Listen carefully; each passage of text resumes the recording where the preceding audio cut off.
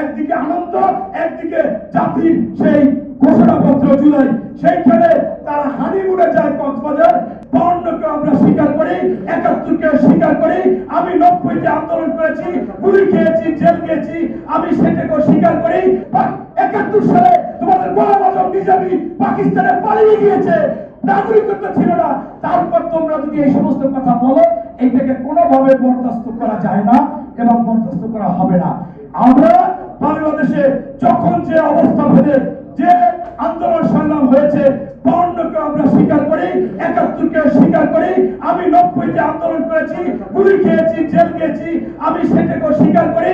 এবং 24শে জুলাই আন্দোলনে একাধিকবার আমি আপনার আয়না ঘরে গিয়েছি, গ্রেফতার হয়েছি, পায়ে গুলি দিয়ে পা ভেঙে দিয়েছে এবং এমনকি জেলে গিয়েছি, রিমান্ড হয়েছে, এটাকেও ভোলা যাবে না।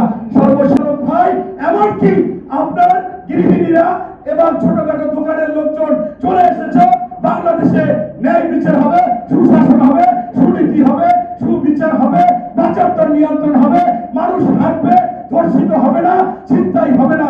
সেই আশা ভরসা করে তারা রুটি কিনে দিয়েছে, বাড়ি কিনে দিয়েছে, আন্দোলনে এসেছিল। আজকে আমরা দেখি সেই জুলাই আন্দোলনের যারা দাবি করে, তারা ওই 5ই আগস্ট একদিকে শোক, একদিকে আনন্দ, একদিকে জাতির সেই ঘোষণাপত্র জুলাই, সেইখানে তারা হানিমুনে যায় কক্সবাজার।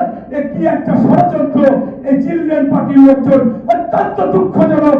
এই হানিমুনে যায়, আবার বলে যে আমরা কোনো ষড়যন্ত্র করি নাই, আমরা পিঠের হাঁসের সাথে কোনো বসি নাই, আমরা ঘুরতে এসেছি, আনন্দ করতে এসেছি।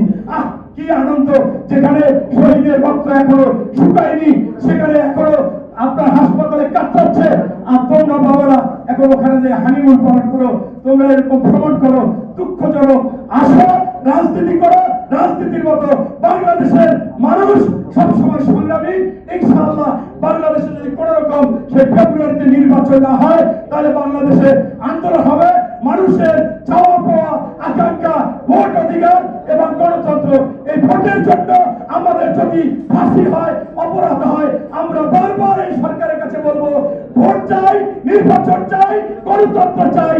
এর কোনো বিকল্প নাই, বিকল্প নাই, বিকল্প নাই। ধন্যবাদ। আসসালামু